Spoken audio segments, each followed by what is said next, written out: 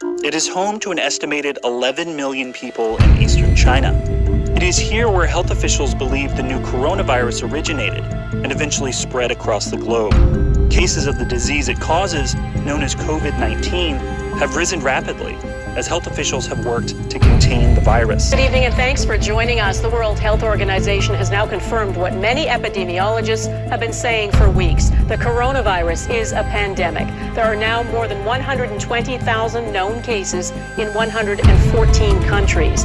But it's not the word pandemic we should focus on, says the WHO. It's preparation, public health, and political leadership. Because all experts agree this is going to get worse. President Trump addressing the American people just a short time ago as the toll of the coronavirus widens here in the U.S. A short time ago, the World Health Organization declared the outbreak an international public health emergency. Other main story, fears are growing that it won't be possible to stop the global spread of coronavirus. Health experts have warned that the chances of containing it are diminishing as cases appear in more countries. Most infections are still in China, but there are a number of significant clusters elsewhere.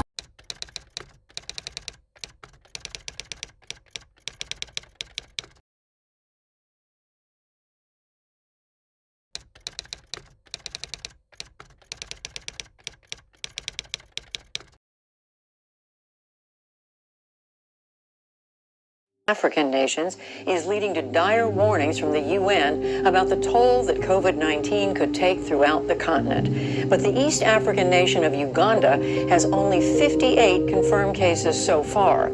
Experts say its experience with previous viral outbreaks, like the Ebola and Marburg viruses, mean it was already prepared to deal with COVID-19. Special correspondent Michael Balake reports from the capital, Kampala.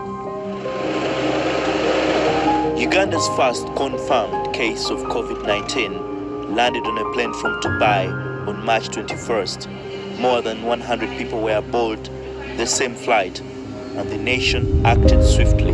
The passenger manifest has been retrieved, and all contacts are known as the passports of the travelers on this plane were retained at immigration, and all the travelers were put under quarantine.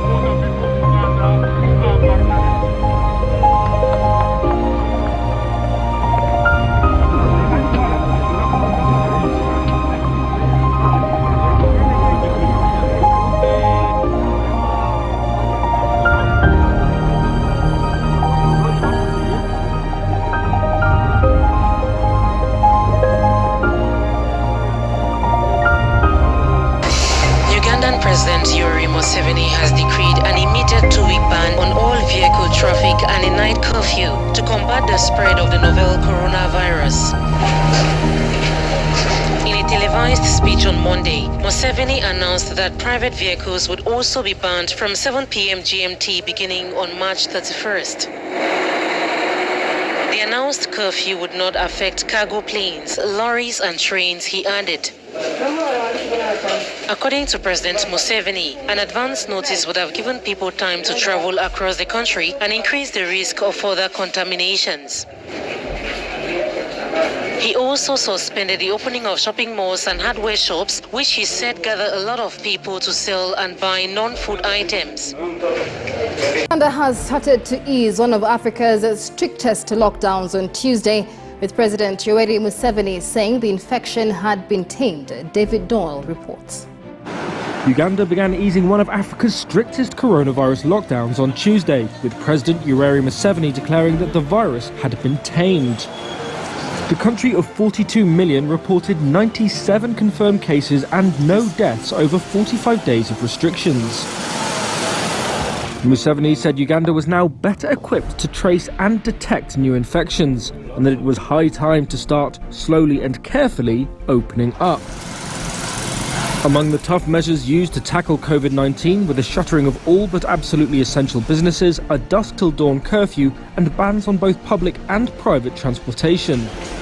Businesses including hardware shops, restaurants and wholesale stores will now be allowed to reopen, though the transport ban remains in place, so workers at reopened premises will have to commute either by bicycle or on foot.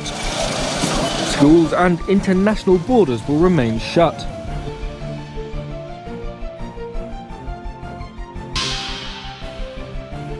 so far, everything is moving on very well.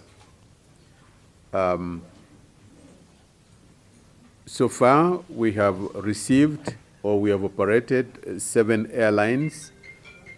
If Uganda Airlines comes in a few minutes, we shall have operated 7 airlines.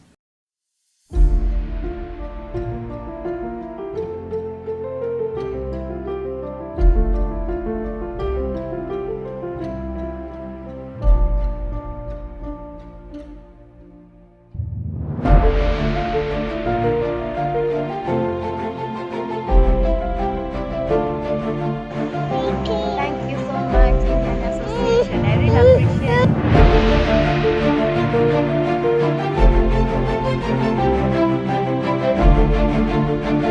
it.